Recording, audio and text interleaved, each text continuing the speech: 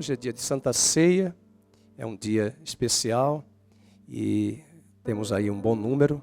Os irmãos não achem estranho, tenho assistido todos os cultos de uma igreja em São Paulo, que eu admiro, a igreja presbiteriana, e a igreja está lotada. Tá? Não tem nenhum problema, devemos usar as máscaras durante o culto, e eu atiro para pregar, porque ninguém merece, né? Pregar mascarado, mas é necessário usar álcool gel, é necessário usar a máscara. Há um desconforto e nós não podemos nos preocupar. Ontem eu estive no shopping com minha família, minha filha, lotado, né, de uma complexidade assim muito grande, mas cada um no seu quadrado e cada um também tomando os seus devidos cuidados. Sabemos que está um pouquinho de calor, se alguém puder da diaconia olhar para mim os controles da temperatura, para que a gente possa não ter um desconforto durante a pregação do ar-condicionado. Por favor, alguém fale aí a diaconia para dar uma olhada, por gentileza, do ar-condicionado, tá bom? Vamos abrir em Hebreus 10. No final da pregação, que não vai ser Apocalipse hoje seria o anticristo, mas eu pensei 10 vezes, não fica bem falar da ceia no anticristo, ele não merece.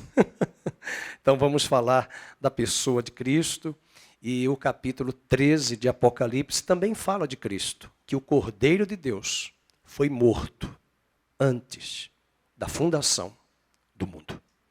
Vamos dizer isso? O Cordeiro de Deus foi morto antes da fundação. Vamos dizer novamente?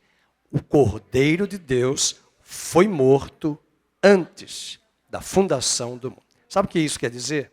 Que antes de Adão ser criado, na eternidade, na mente de Deus, Jesus já tinha sido morto na mente de Deus, na eternidade. Uma coisa é a eternidade, outra coisa é esse mundo do físios, do tangível. E nós vamos ler agora Hebreus 10, que nos fala por que Cristo se tornou homem. Por que ele veio à terra. Hebreus 10, verso 19. Tendo, pois, irmãos, intrepidez para entrar no Santo dos Santos, pelo sangue de Jesus, pelo novo e vivo caminho que ele nos consagrou, pelo véu, isto é, pela sua carne. E tendo grande sacerdote sobre a casa de Deus, aproximemo-nos com sincero coração, em plena certeza de fé, tendo o coração purificado de má consciência e lavado o corpo com água pura. Guardemos firme a confissão da esperança, sem vacilar, pois quem fez a promessa é fiel. Consideremo-nos também uns aos outros, para nos estimularmos ao amor e às boas obras. Não deixemos de congregar-nos, como é costume de alguns. Antes, façamos admoestações, e tanto mais quanto vedes que o dia com D maiúsculo se aproxima.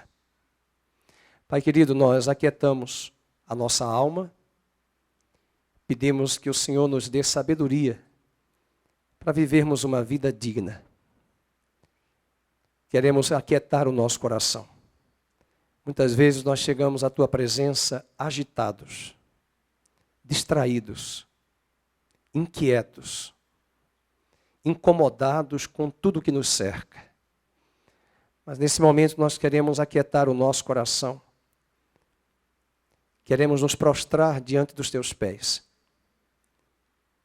E neste mundo tão agitado que nós vivemos, nós não acreditamos que nenhuma religião, e nem mesmo a igreja que nós estamos, tem poder para pacificar o nosso coração.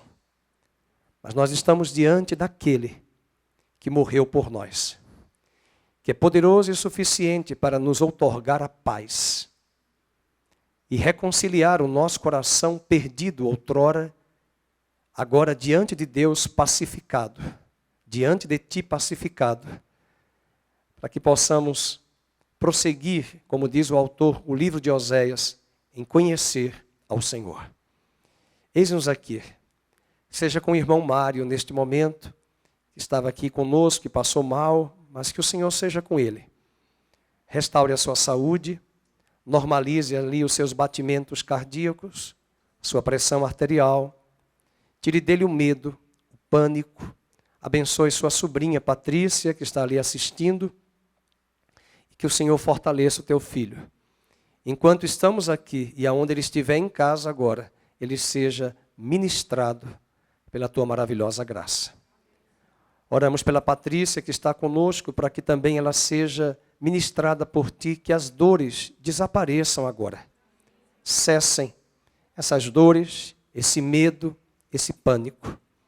Oramos agora por pessoas que entraram aqui atormentadas, amedrontadas, inquietas, enfermas. Que a palavra do Senhor venha como espada, curando e fortalecendo a cada um. Que o Senhor fortaleça cada vida aqui presente. Restaura o nosso coração, ao teu coração. Oramos no nome de Jesus. Amém. Você pode sentar. Evitemos muito movimento. Vamos aquietar as nossas almas, mesmo que esteja um pouquinho de calor. Vamos aquietar o nosso coração. Eu sou agitado, mas eu gosto do silêncio. As coisas de Deus não podem ser para ontem. As coisas de Deus não são imediatistas. Vida com Deus não é um botão no automático e as coisas vão se resolver. Requer tempo. Requer busca. Requer, como disse o profeta Isaías, regra sobre regra. Preceito sobre preceito. A maioria das pessoas que aqui está já deve ter um bom tempo de frequentar igrejas. A maioria dos que aqui estão já devem ter um repertório cristão a partir das Escrituras Sagradas.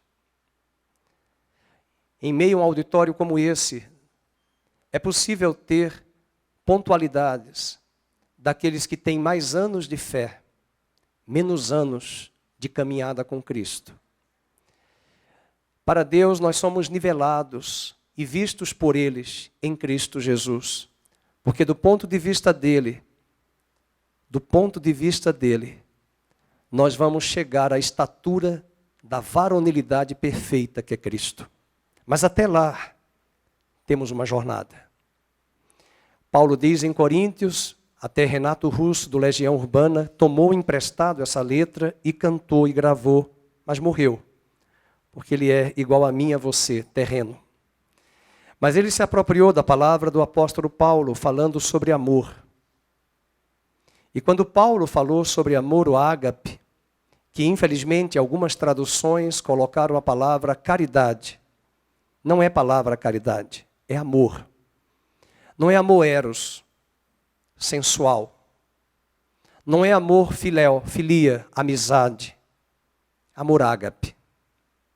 Nessa mesma passagem de 1 Coríntios 13, Paulo diz que quando eu era menino, eu agia como menino. Mas depois que eu cresci, eu deixei as coisas de menino. Eu amadureço, eu avanço.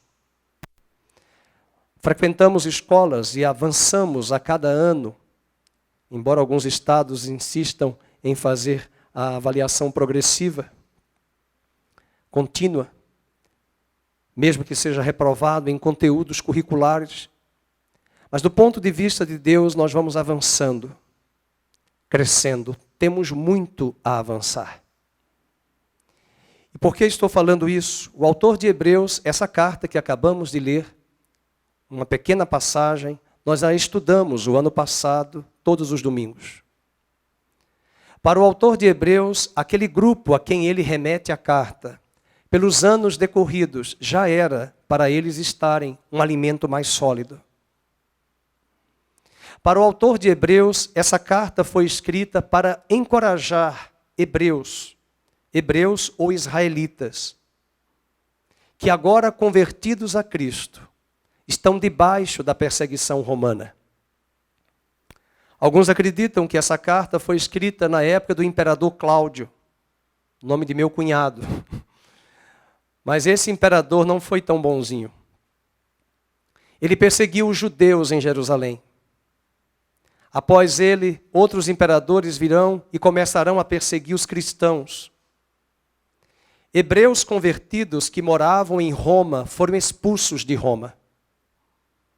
Hebreus convertidos que moravam na grande capital do Império Romano não tiveram direito de ter as suas casas, seus despojos, seu espólio e seus bens.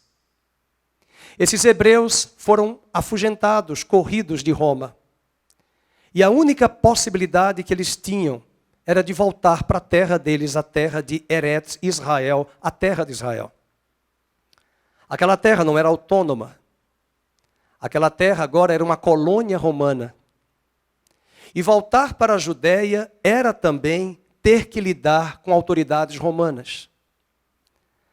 Mas eles voltam com uma mão na frente e outra atrás. Em Hebreus 10, nesse mesmo capítulo, ele vai dizer que eles perderam seus recursos materiais. O seu espólio foi tomado pelas autoridades romanas. Perderam casas. Eles perderam os bens. E agora, a tentativa do autor de Hebreus é encorajar aqueles hebreus convertidos para que eles não perdessem a esperança. Para que eles não perdessem a fé. A fé não é no copo com água. A fé não é numa rosa, numa campanha que alguma religião, igreja possa fazer. Os judeus foi um povo que Deus elegeu através de Abraão, que deles veio a Torá, a lei. Desse povo veio as promessas. Desse povo vieram os profetas. Desse povo veio Abraão, Isaque, Jacó, José, seus irmãos, as tribos de Israel, que vieram a compor o Estado de Israel, a monarquia de Israel, e um grande rei chamado Davi. Desse rei Davi veio uma promessa no Salmo 89 e em 2 Samuel 7, de que Deus jurou a Davi de que o descendente dele viria um dia e assumiria o trono de Israel, mas antes de assumir esse trono físico, ele reinaria no coração dos homens. Esse Messias veio. Paulo diz em Romanos capítulo 9 que deles são os patriarcas. Deles veio a lei. Deles vieram os profetas. Deles vieram as promessas. Deles veio o descendente de Davi, que é Cristo. Esse Messias, ao chegar à terra, ele veio com um propósito. Dar a sua vida como Cordeiro de Deus, para que esse animal, como oferta pelo pecado, representando agora em sua vida, sendo representado em sua vida como Cordeiro, ser humano, pessoa, sem mancha e sem pecado. Ele morreria na festa da Páscoa. E a Páscoa para os judeus era uma festa que introduzia a eles um novo calendário. Os judeus têm 2 calendários. Alguns dias atrás, eles celebraram o Yom Kippur, o dia do perdão, domingo passado. 10 dias antes do domingo, os judeus celebraram Rosh Hashanah, que é o dia do primeiro ano do novo calendário que eles começaram agora, nesse mês de setembro, que terminou, estamos em outubro. Esse é o calendário civil. Mas há um calendário religioso que começa com a Páscoa. E foi na Páscoa que Deus introduziu com Moisés uma velha aliança. Aquela aliança que Deus introduz com Israel no Velho Testamento consolidaria um povo lá no Monte Sinai. E Deus faz daquele povo uma nação santa, um povo eleito. Esse povo eleito, escolhido por Deus para ser o palco da revelação, traria a revelação às nações da terra. E essa revelação, de forma progressiva, ela vai se concretizar na pessoa de Cristo. Ele veio para os seus, mas os seus não o receberão. Mas a todos quantos crerem nele, se tornarão filhos de Deus, de todas as nações da terra. Deus não tem um queixinho caído e uma inclinação para Israel. Há um filme chamado Deus é Brasileiro, mas Deus não é brasileiro. Deus também não é argentino. Deus não é francês. Deus não é nigeriano. Deus não é australiano. Deus não são vários deuses. Deus é único. Um único Deus e verdadeiro. E Ele quer se revelar. A revelação que temos de Deus só é possível por meio de Cristo. Cristo não veio instaurar uma religião. Cristo não veio instaurar catolicismo romano. Cristo não veio instaurar Nova Vida, nossa igreja. Cristo não veio instaurar cristandade. Cristo veio instaurar uma nova vida. Agora eu vou puxar a sardinha para o nome da nossa igreja. Ele veio instaurar uma nova forma de viver. Eu e você estávamos em Adão. Eu e você estávamos sobre o regime do velho homem, da velha natureza, escravizados pelo pecado. Não venhamos a nos iludir. Com certeza nesse auditório tem pessoas talentosas aqui, todos com seus talentos devidos, que Deus outorgou. Pessoas maravilhosas que têm, muitas vezes, não estou falando aqui necessariamente, mas até aí fora, pessoas que não conhecem a Deus ainda. Mas que Deus tem dotado essas pessoas de talentos. Mas o que elas precisam saber, eu preciso saber, você precisa saber, é que nós somos pecadores. Que nenhum batismo, nenhuma religião cristã tem capacidade para regenerar a nossa vida. Nenhum tempo de anos de igreja, nenhuma religião, há garantia de mudança de vida. Essa mudança não é mediada por um pastor, por um padre.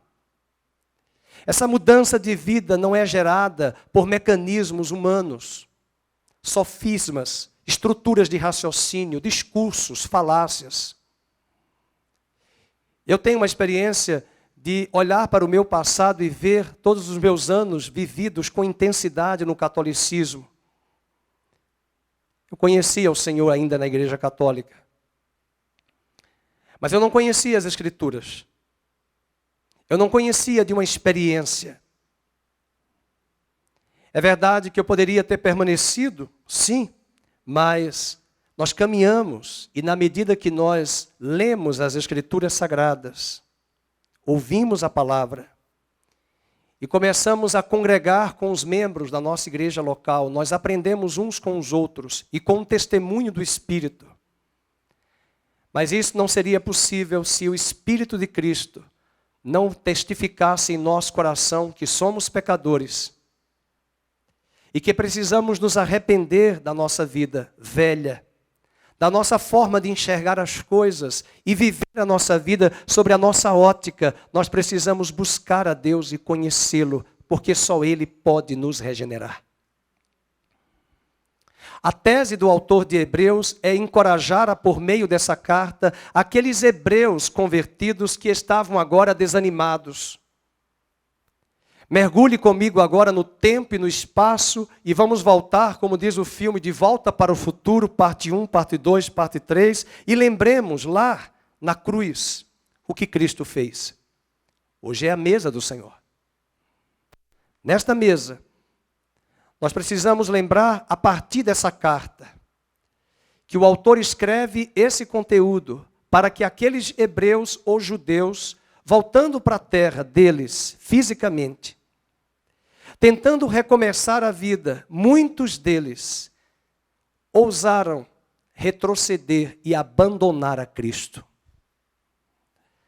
Para o autor de Hebreus, isso seria impossível, abandonar a Cristo em detrimento da revelação que agora eu tenho acerca dele. Os judeus conheciam todo o arquétipo do Velho Testamento no tabernáculo de Moisés. Há uma tela, imagem que nós vamos ver, que eu pedi que fosse colocada, e vocês verão aqui atrás, e eu vejo aqui à minha frente. Esse é um arquétipo do tabernáculo de Moisés. Se você quiser um dia provar um pouco melhor e você visitar a Disney, tem que esperar Orlando, né? E Miami, quando os dólares baixarem, está muito alto. Mas muitos querem ir para a Disney. Há um parque em Orlando chamado Holy Land, que em inglês significa Terra Santa. Esse lugar, essa planta não é de lá, mas isso existe lá, onde os sacerdotes, os funcionários desse Holy Land, estão vestidos como sacerdotes hebreus. Estão ornamentados conforme Êxodo, capítulo 28 e 29. E eles usam essa planta do tabernáculo de Moisés, e vocês estão vendo ali, e o Rogério vai colocar o mouse. O primeiro elemento é o altar. Não, volte para a tela anterior, por favor. Você vai entender ali, no primeiro móvel, lá na ponta onde está a fogueira, o fogo, o altar. Acompanhe, fique aí. Esse é o altar de holocausto. No Velho Testamento, quando eu entrava no templo e no tabernáculo de Moisés, o animal seria queimado naquele altar.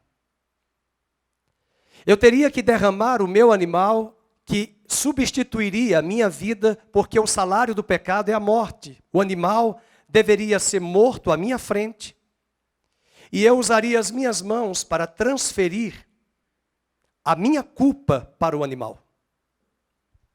O sangue seria colocado, coloque o mouse, no altar, ao redor daquela parte lateral do altar. Toda aquela parte de bronze que está ali. Eu estou no altar, não precisa avançar. Eu estou no altar onde está a fogueira. Coloque aí o aí, por favor. É aí. A carne vai ser queimada.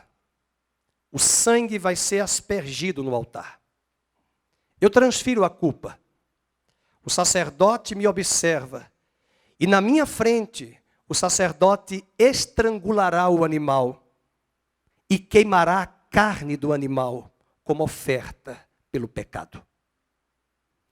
Essa carne não pode ter churrasco depois.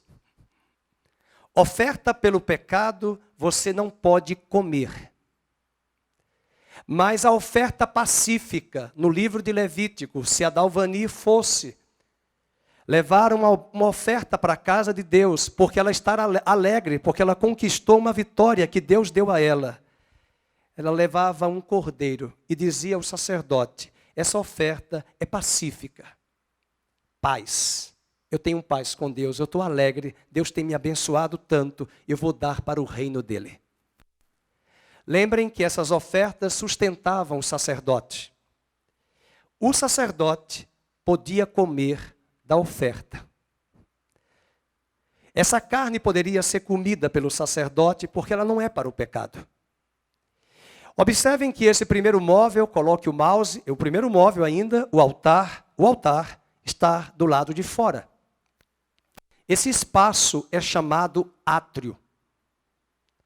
As pessoas podiam participar ali, mas elas não podem entrar no próximo lugar após aquela cortina, o santo lugar. Preste atenção que entre aquele altar e a primeira cortina, você tem uma pia de bronze. Aquela pia servia para o sacerdote lavar as mãos. Porque se eu matei o animal, eu me sujei, eu preciso lavar. E antes mesmo de lavar as mãos por causa do sangue, eu preciso também me lavar. Porque eu vou entrar num ambiente agora como sacerdote, que todos não entram, só os sacerdotes entram. No santo lugar, e eu vou pedir que coloque o mouse após a primeira cortina e a segunda cortina. Nesse espaço onde o mouse está circulando entre as duas cortinas, esse móvel que ele está tocando ali é uma mesa semelhante a essa. Ali havia pães. Esses pães da proposição, eles podiam ser comidos 7 dias depois. A cada Shabat, a cada sábado, eles trocavam os pães e os sacerdotes podiam comer e repor. Aquela mesa que ele colocou o mouse, dentro das duas cortinas, tem um outro móvel em frente a ela. Tente achar e coloque o mouse ali. Esse é o candelabro. O candelabro tinha azeite. 7 candeeiros. Estamos estudando Apocalipse. Apocalipse diz que Jesus passeia no meio dos 7 candeeiros. Os 7 candeeiros deveriam, os 7 castiçais seriam iluminados ali por azeite. Eu já vivi numa época, não sou tão velho, também não sou tão novo, que nós íamos para a casa de praia em Barra de São Miguel, hoje é muito famosa, né? Praia do Gunga, estou vendo ali o irmão Antônio, o doutor Antônio, é dentista da minha terra, e ele sabe que é Praia do Gunga. Deve estar com saudade de hoje, queria ir lá, né? Eu também, mas não vai não. Brincadeira. Mas lá naquela praia não tinha luz. E nós íamos dormir na praia com a lamparina. As lamparinas. Pastor não tem 80 anos não, mas eu vivi na época da lamparina. As casas não tinham força. Eu fui aprender força em Campinas. Uma vez eu fui estudar um estudo bíblico e a irmã Oneida Bedex falou, pastor, não vai ter estudo hoje que eu estou sem força. Eu falei, mas Jesus é a força. Nós vamos aí para te encorajar. Não, pastor, você não entendeu, nós estamos sem força. Eu digo, mas que força? Eu só conheço a força lá do He-Man, eu tenho a força. Mas que força? Aí eu fui entender que aqui é companhia de força e luz. E energia elétrica. CPFL, né? CPFL. Mas ele é a força. Eu não sabia que ela estava sem energia elétrica. Depois que ela me explicou, a gente tem que aprender esses regionalismos campineiros e do Sudeste. Mas aquele candelabro era para iluminar. E veja, coloca o mouse por gentileza. Olha a lógica, acompanhe o raciocínio. Quando você encontra Cristo, não existe salvação, evangelho, sem antes se deparar com a cruz. Ao entrar no tabernáculo e ao entrar no templo de Salomão, não é o de São Paulo, é o antigo de Jerusalém, que os romanos destruíram, aquele altar de holocausto era para que eu enxergasse o cordeiro morto na cruz. Ele foi morto, ele foi rasgado, ele foi moído e trespassado pelas nossas transgressões. O juízo de Deus, numa metáfora do fogo, veio sobre ele e o castigo que estava sobre ele nos trouxe a paz. Olhem para a tela. Após o móvel do altar de holocausto, que é uma simbologia da cruz, o próximo passo que a irmã Beatriz vai fazer é o batismo nas águas, a pia. E quando ela se batiza, o próximo passo é congregar, procurar uma igreja. E nessa congregação, dá uma olhada nos móveis. Nós temos 3 móveis dentro das 2 cortinas. Vamos ver. A mesa dos pães, muito bem. O candelabro, uma figura do Espírito Santo. Volta para a mesa, uma figura da palavra, que é o pão da vida. As Escrituras são 12 pães, representando os 12 apóstolos e as 12 tribos de Israel. Mas ninguém vive só da palavra e do Espírito. É preciso oração. E a oração é o altar do incenso que está em frente à cortina. Preste atenção. Porque nós vamos encerrar a pregação cantando uma música que o véu que separava já não separa mais. Aquele véu, no templo de Salomão, era de uma altura de quase 30 metros. Só para vocês entenderem o que é arquitetura romana, engenharia romana, Herodes o Grande ampliou o templo de Jerusalém, cobriu ele de ouro e foi uma das grandes maravilhas da época. Sabe quantos anos Herodes levou para reformar o templo de Jerusalém? Está sentado? Alguns vão dizer, eu não vou ter todo esse tempo para construir. Os arquitetos de hoje iriam sofrer. 46 anos. Isso está escrito em João capítulo 2. Aquele véu que estava ali, era impossível. A irmã Ruth, como levita, pelos moldes judaicos, ela jamais seria levita. Tinha que ser homem. Ninguém conseguiria rasgar aquele véu de cima para baixo, e nem de baixo para cima, ou se fosse o Hulk, para rasgar a cortina de baixo para cima. Dentro daquelas duas cortinas, nenhum de nós gentios podia entrar. Nenhum judeu qualquer podia entrar, nenhum hebreu qualquer podia entrar. Só quem entrava naquelas duas cortinas eram sacerdotes. E a segunda cortina que está ali nessa tela maravilhosa que vocês estão vendo, a segunda, ali está a arca. Que até hoje Harrison Ford, nos Caçadores da Arca Perdida de Steven Spielberg, está procurando a arca. Alguém encontrou? A Disney encontrou. Os parques, Hollywood, Califórnia encontrou. Não vai encontrar.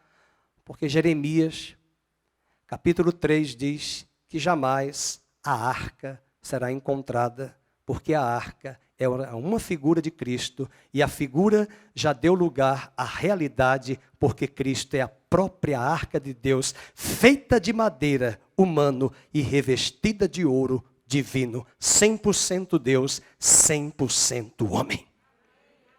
A arca estava ali.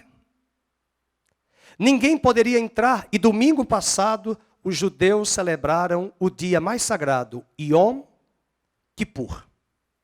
Yom, dia. Kippur, perdão. Esse era o dia em que o sumo sacerdote, uma vez por ano, levava um bode, um animal, como oferta pelo pecado, e trazia o sangue para colocar na tampa da arca. Ele entrava uma vez por ano e pedia a Deus o perdão dos pecados de toda a nação de Israel. E pela tradição judaica, segundo é dito no livro de Crônicas, Crônicas e Reis, e no livro de Êxodo, que a presença de Deus vinha do céu e descia como uma coluna de fogo e lambia o sangue na arca. Lambia no sentido de tomar esse sangue e receber como oferta aceitável às suas narinas. Segundo a tradição judaica, descrita em Êxodo, descrita em 1 Reis e 2 Crônicas, quando o fogo descia, uma fumaça era vista, e o sumo sacerdote se prostrava, e essa fumaça passava por baixo da cortina, atingia o santo lugar onde os sacerdotes estavam, e todos se prostravam. Agora está a parte negativa da história. Eu e você, se vivêssemos naquela época, as nações da terra que existiam, nenhum homem conseguiria entrar nem no santo lugar, nem no santíssimo lugar, no santo dos santos. Esse recorte aí, esse corte longitudinal, mostra algo muito importante. Volte para a tela aí e veja com o mouse o altar de incenso que está em frente à cortina. Esse aí. Ele é totalmente de ouro. Nesse altar não se queima carne de animal. Incenso. Apocalipse 8, verso 5, diz que o incenso, por favor, eu não estou fazendo apologia para você queimar incenso. O único incenso que eu gosto é aquelas lojas dos shoppings que colocam nas roupas das mulheres e toalhas, que as roupas dizem assim, comprem-nos, comprem-nos. O cheiro nos atrai. Esse é o incenso que você está liberado. Mas existem religiões do ocultismo que têm a prática de acender incenso, e tenha muito cuidado. Um cristão maduro não pratica isso. E quando você faz isso, você atrai demônios, porque esses incensos são oferendas a entidades. E quando eu estou no meio de uma sala de aula, né, no meio de gente muito culta, eu não posso falar demônios, entidades. Aqui eu posso. Então essa prática do altar do incenso era uma metáfora da nossa adoração, e o Apocalipse 8, verso 5, e também Apocalipse 5, verso 3 e 8 vai nos dizer que O incenso são as nossas orações e adoração. Só que temos um grande problema. A Bia não vai poder entrar no santo lugar.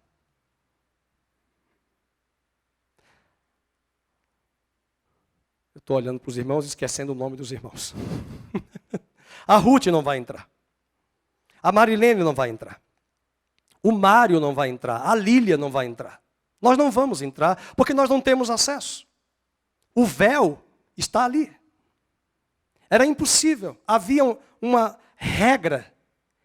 E de repente, quando nós olhamos para a cruz, há quase 2000 anos atrás, olhando para essa mesa, o Cordeiro de Deus disse uma frase em Mateus 27. Elohim, Elohim, lama sabachthani. Deus meu, por que me desamparaste? Naquela hora, quem estava na cruz era o Cordeiro que tomou o meu lugar, que tomou o seu lugar. Não era o Jesus histórico que os romanos e o Sacro Império Romano trouxe, inclusive com a Renascença, aquele Cristo meio efeminado, com uma roupa cobrindo ali a parte genitália, uns cabelos longos. Aquele Cristo da Renascença, pintado na Capela de Sistina, não é o Cristo de Isaías 53. Ele estava desfigurado. Os romanos colocavam as pessoas nuas e despidas. A cruz era um tronco de madeira e o criminoso levava o outro tronco e colocava junto à haste vertical com a horizontal que ele mesmo trazia. Seus pés ficavam a 0,5 metro do solo. Os cães lambiam, o sangue corria e pedaços de pele que eram arrancados do corpo com as chibatadas romanas que rasgavam o dorso, as costas e o abdômen, porque eram ossos bem afiados e cortavam. E o livro de Salmo, capítulo 22, diz que foi possível contar até os seus ossos. Não havia nele aparência humana. Não havia nele aspecto de formosura humana. Os soldados romanos já estavam acostumados a ver aquela morte de cruz e era uma morte lenta. Eles quebravam os ossos até para agilizar a morte, fazendo pressão cardíaca e respiratória para que ele cedesse e morresse. E de repente, em um momento singular da história, no meio e no centro do planeta Terra, como Deus falou em Ezequiel 5:5, eu coloquei Jerusalém no meio das nações. E naquela cruz, um dos soldados bate no peito quando Jesus grita: Pai, não posso gritar porque a minha voz é muito potente. Pai, nas tuas mãos eu entrego o meu espírito. O soldado bate no peito, porque era impossível que aquela pessoa pudesse encontrar todo fôlego e disposição para dizer tal frase, porque essa morte era uma morte amíngua, lenta. Apressavam até colocando vinagre em sua boca. Isso mostra o cenário trágico. Mas o que nos interessa aqui nessa reflexão é que quando ele morreu e entregou o seu espírito de um cordeiro sem mancha e sem pecado, ele diz a célebre frase: está consumado. Mateus escreve como o seu evangelho para alcançar os judeus. E na hora em que ele relata no seu evangelho, capítulo 27, que ele afirma, está consumado, Jesus foi morto fora de Jerusalém. Naquela mesma hora, uma mão invisível rasgou a cortina do templo de Salomão, de quase 30 metros de altura, e eles assustaram, pela primeira vez viram o Santo dos Santos. E o véu foi aberto e o caminho foi aberto não apenas para sacerdotes, mas agora para os judeus e para os gentios da terra entrarem. Entrarem pelo novo e vivo caminho que era através do Cordeiro que com seu sangue, sem pecado, consumou a obra que nenhum homem podia consumar. A natureza que estava em mim e você era a natureza do pecado. Agora imaginemos, por favor, não terminei a mensagem. O autor de Hebreus está escrevendo essa carta para os hebreus que conhecem isso aí. Estou apontando ali, mas é aqui. Eles conhecem isso aqui. Eu não conhecia. E agora os hebreus estão perplexos, porque agora eles estão sendo perseguidos por Roma, eles estão perdendo seus bens, eles estão perdendo as suas casas, eles estão perdendo seus filhos, porque eles devem pensar, o que valeu receber o Messias? Acho melhor nós voltarmos para o judaísmo. Acho melhor nós voltarmos para o Velho Testamento. Que Messias é esse que possibilitou-nos tudo isso e agora estamos sendo massacrados, perseguidos, perdemos a esperança, perdemos as casas, perdemos os bens. Estamos como peregrinos, exilados. Possivelmente cabisbaixos. E o autor escreve essa carta para dizer, não se esqueça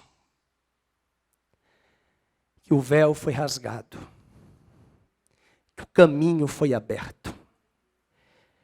E quando ele escreve o capítulo 10, voltando para o capítulo 10, verso 19, diz, tendo, pois, irmãos, intrepidez, pode colocar a imagem, foque aqui, mas deixa a imagem, eu vou voltar a usar. Intrepidez para entrar no Santo dos Santos, pelo sangue de Jesus. Pelo novo e vivo caminho que Ele nos consagrou, pelo véu, isto é, pela sua carne, e tendo grande sacerdote sobre a casa de Deus, Ele é o nosso sacerdote, aproximemo-nos com sincero coração, em plena certeza de fé, tendo o coração purificado de má consciência e lavado o corpo com água pura. Eu quero trazer 3 pontos importantes aqui sobre esta mensagem, a partir do sacrifício de Jesus para as nossas vidas, nós que estamos aqui na mesa do Senhor nesta noite, nesta manhã. Esse convite gracioso que o autor de Hebreus diz, entremos com ousadia, tenhamos intrepidez, verso 19, vamos ler isso. Tenhamos intrepidez para entrar no Santo dos Santos. Volte para a tela. Estou vendo ali a Silvana e o Jeff, a imagem do layout, por favor. Volte à primeira para pegar o altar. A Silvana chegou a Cristo hoje. E ao chegar a Cristo, o primeiro móvel que ela encontra pela fé é o altar de bronze. O cordeiro foi morto no lugar dela. Próximo passo da Silvana, acompanhe na tela, lavar as mãos. Naquela época, só os sacerdotes podiam fazer isso, mas a Bíblia diz que a igreja agora é uma nação sacerdotal. Próximo passo para a Silvana, coloque o mouse, é o batismo nas águas. Mas agora, uma vez batizada, e batismo não é para se membrar em igreja, batismo é para confirmar a aliança com Cristo. Ninguém se batiza para se tornar membro, se batiza porque Cristo batizou-se por você. Ele não tinha para que se batizar, mas ele se batizou. E se você ler Romanos capítulo 6, Paulo diz que nós nos identificamos com Cristo pelo batismo. Ele se batizou por nós, se identificou conosco como humanos, para que na cruz levasse a nossa morte. E agora que o aceitamos, vamos nos batizar para nos identificar com Ele pela morte, pela sepultura e pela ressurreição. Ele mata a nossa natureza adâmica, ele sepulta a nossa natureza humana que nós não conseguimos mudar. Diga para você bem baixinho, eu não consigo mudar. E se alguém está dizendo assim, bem baixinho, eu sou uma pessoa muito boa, muito linda, maravilhosa. No final do culto eu vou sentar com você para perguntar se tem inveja aí dentro. Um pouquinho de orgulho, mágoa. Aí eu vou dizer que você não presta e você vai dizer para mim também que eu também não presto. E Paulo diz que todos pecaram. E todos estão separados de Deus. Não há um justo sequer. Não há um justo, não há um homem bom. Eu sei que há gente boa. Mas o nosso coração, dizia Santo Agostinho, não é bom. E nem a religião cristã vai mudar, só Deus quem muda. Nesse aspecto, agora a Silvana, estou usando ali a Silvana, ela está traduzindo para o Jeff, e eu tenho uma cortina. Vocês percebam que aquelas duas cortinas, elas estão fechando o ambiente, certo? Estão percebendo que do lado de fora não tem congregação. Aqui dentro é a congregação.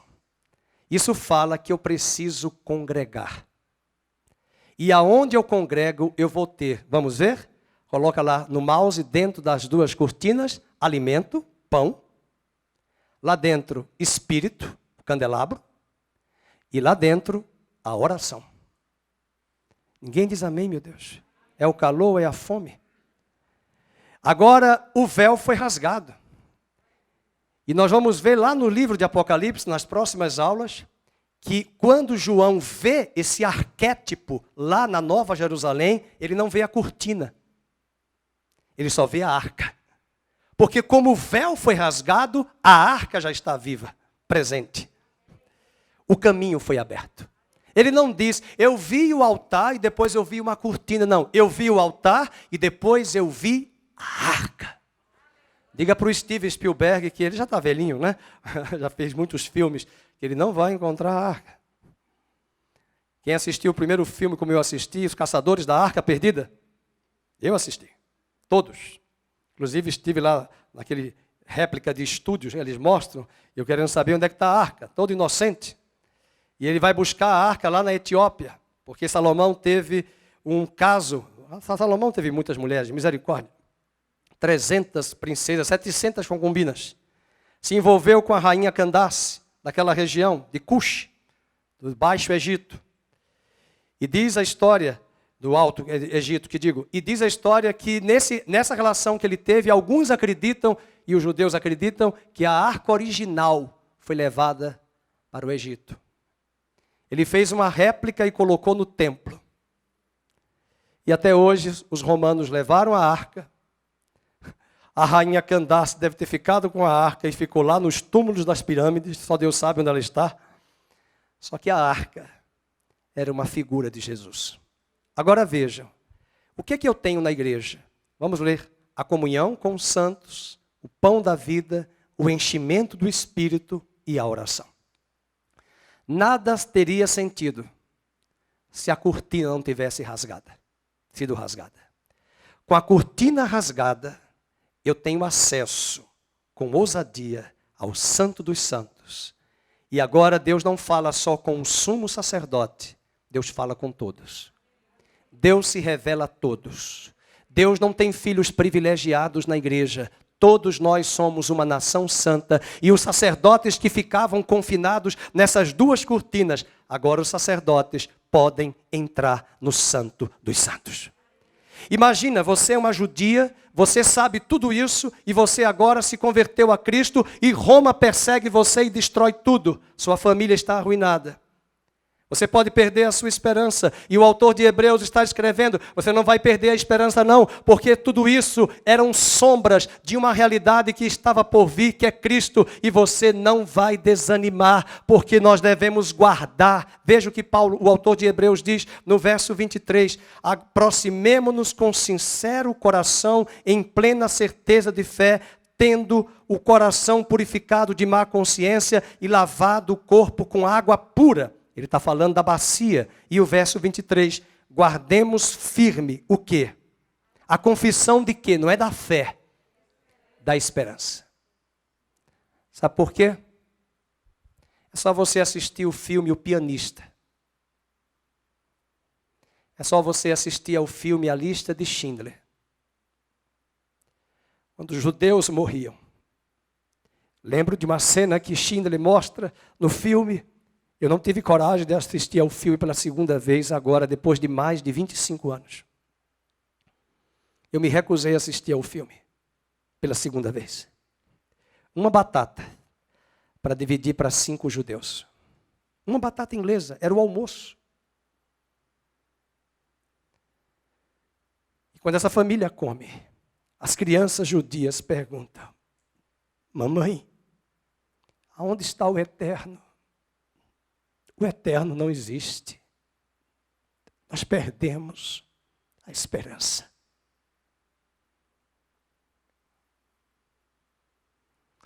Esses hebreus eram cristãos agora. O bombardeio da mente era intenso. Talvez era melhor retroceder. Porque por causa desse Messias, na lógica humana, nós estamos perdendo. E o que isso tem a ver com o nosso Brasil contemporâneo? Diante dessa pandemia, diante dessas situações que os homens se aproveitam, governantes, para oprimir as nações e a igreja. Eu não tenho dúvida que nós estamos vivendo dias difíceis. Vozes confusas. Igreja se apostatando e pessoas se esfriando. Mas como nós cantamos aqui antes da pandemia várias vezes, quem já entrou no Santo dos Santos não tem outro lugar que não queira mais conhecer a não ser ficar no Santo dos Santos. Quem já pisou no Santo dos Santos? Nesta mesa do Senhor de domingo de manhã, nessa mesma passagem, o autor de Hebreus não apenas nos fala do sacrifício, de nós entrarmos com ousadia, de nós nos aproximarmos dele com sincero coração, de não apenas guardar firme a nossa confissão da esperança. O autor de Hebreus nos desafia a frequentarmos a nossa congregação. Eu não estou me referindo aos irmãos do grupo de risco que não podem vir e devem ficar em casa. Eu não estou me referindo aos idosos, aos enfermos que devem ficar em casa e acompanhar ao vivo. Eu estou falando para os que estão em casa e os que estão no templo, que nós precisamos congregar e nos corrigirmos uns aos outros, para que brasas fora do braseiro não se apaguem e esfriem em tempo de crise e pandemia. É essa mensagem do capítulo 10, 24. Consideremos-nos também uns aos outros, porque eles estavam tão desestimulados. E o autor de Hebreus diz, para nos estimularmos no amor e as boas obras. Verso 25, não deixemos de congregar-nos, como é costume de alguns. Antes façamos admoestações, e tanto mais quanto vedes que o dia se aproxima. Eles não queriam mais congregar. Nós não podemos nos acostumar com o culto virtual. Nós não podemos nos acostumar apenas vindo à igreja no dia da Santa Ceia. O mundo jaz no maligno. E esse mundo tem oferecido distrações e entretenimento sem precedentes a esta geração. O autor de Hebreus chama a atenção da igreja e dos hebreus convertidos, que eles não poderiam retroceder para o judaísmo outrora vigente, porque aquilo era sombra de uma realidade que já chegou, e a realidade é Cristo. E se Cristo já chegou, se aquilo que era arquétipo já se concretizou em uma casa, em um edifício vivo e real, eu não preciso mais da planta. Eu preciso entrar no Santo dos Santos, porque esse véu foi rasgado e é na presença dele que meu coração é fortalecido, encorajado, porque ele é a nossa força, ele é a nossa alegria, ele é conosco e estará conosco todos os dias até a consumação dos séculos.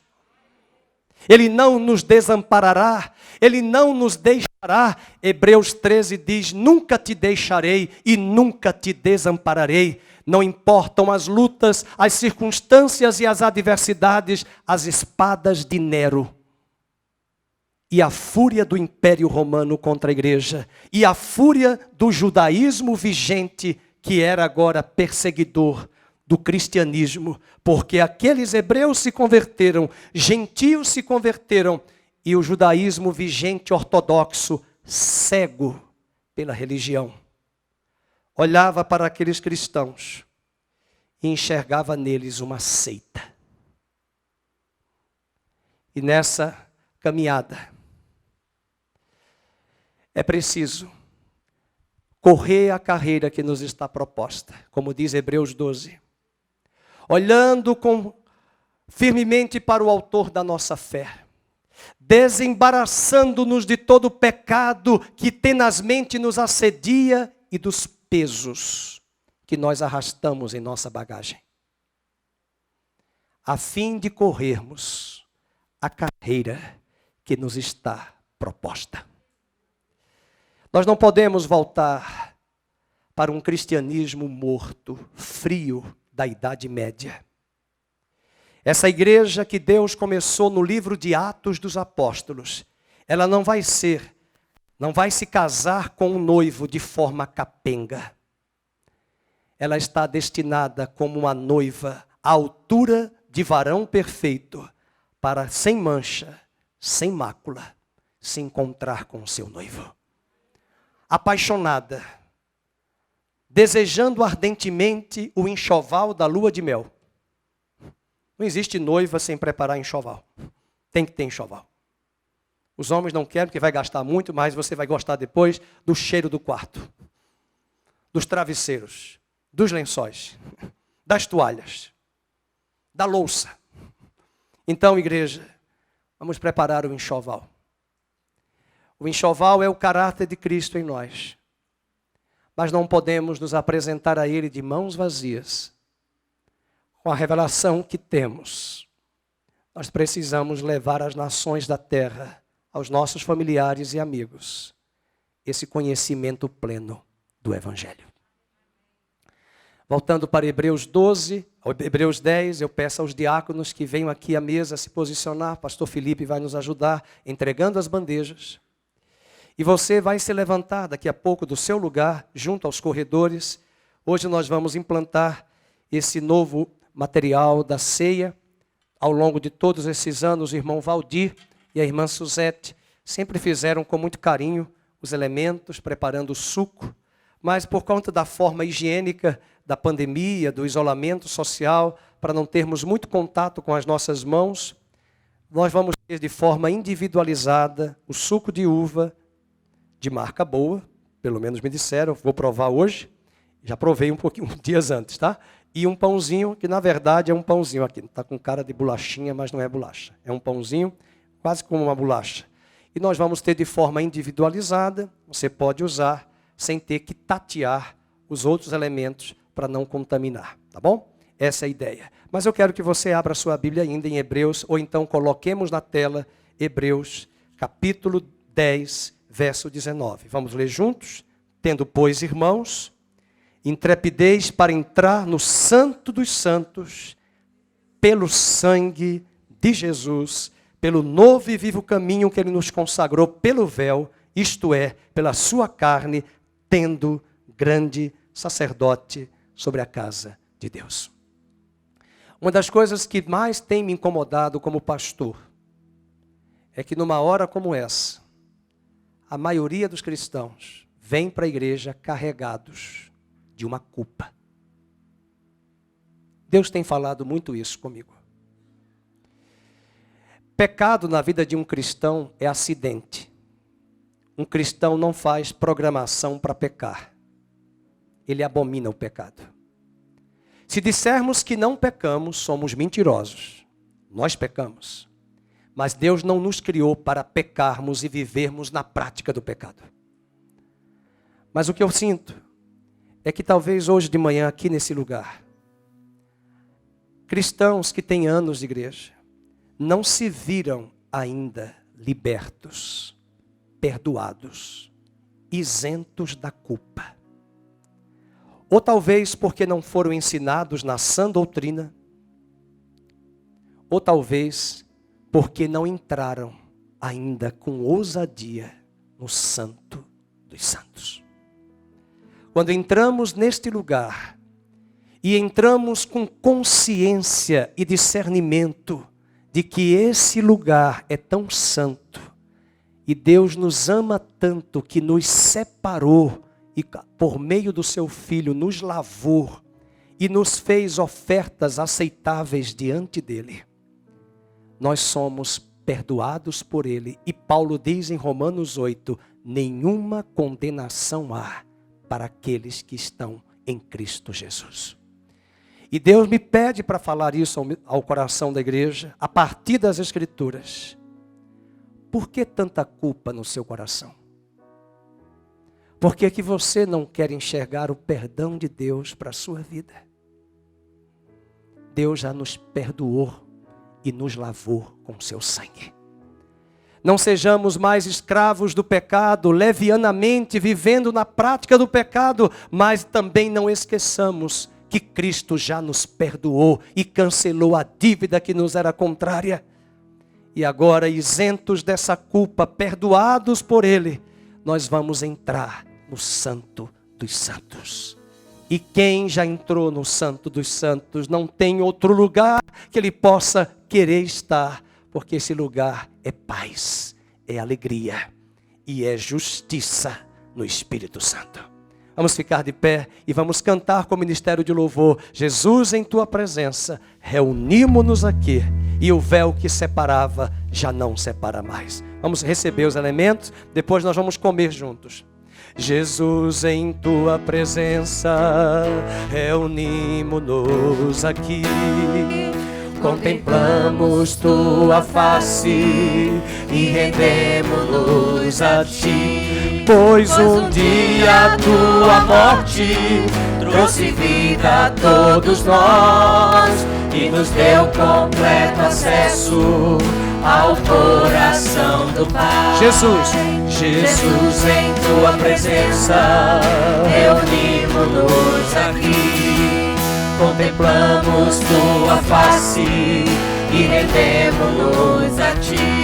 Pois um dia a tua morte trouxe vida a todos nós e nos deu completo acesso ao coração do Pai. E a igreja diz: e o véu que separava já não separa mais, e a luz que outrora apagada agora brilha e cada dia brilha mais.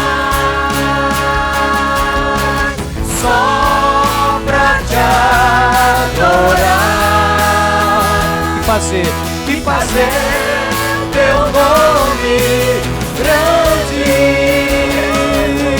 e te dar o louvor que é devido. Estamos nós aqui, estamos nós aqui. E o véu que separava já não separa mais. E o véu que separava já não separa mais. E a luz que outrora apagada agora brilha, e cada dia brilha mais. Só pra te adorar e fazer teu nome grande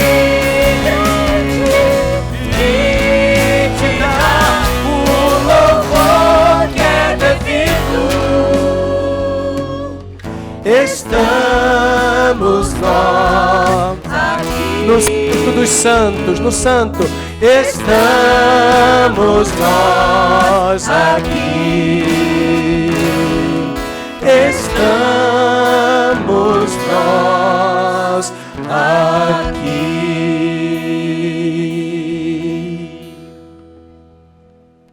Vamos tomar o primeiro elemento. Ok? Você pode tomar aí.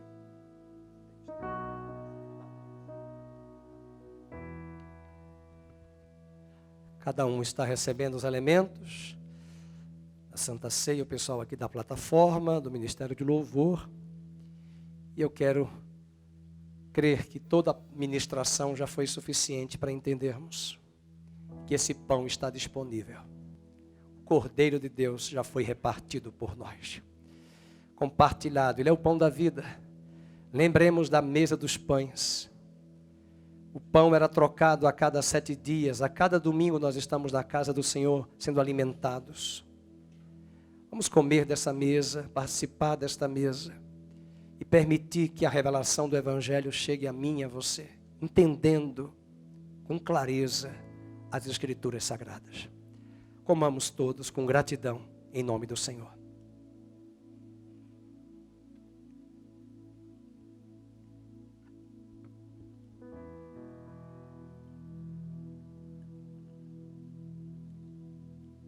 Falar bem nordestino, lembrei das bolachas 7 capas, lá de Maceió.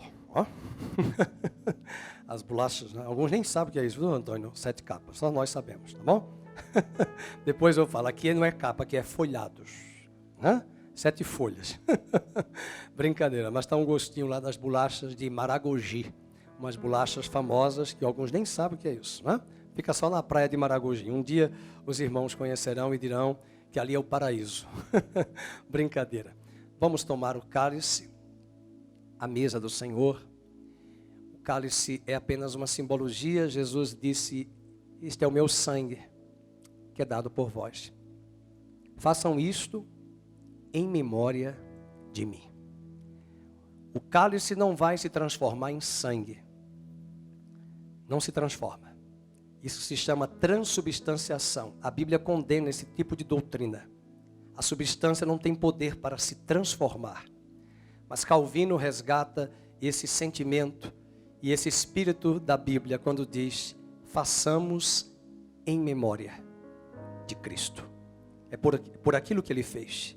E por isso que apresentamos aqui o plano de salvação a partir do arquétipo do tabernáculo. Para que entremos com ousadia e vivamos a vida dele continuamente. Vamos beber juntos com alegria.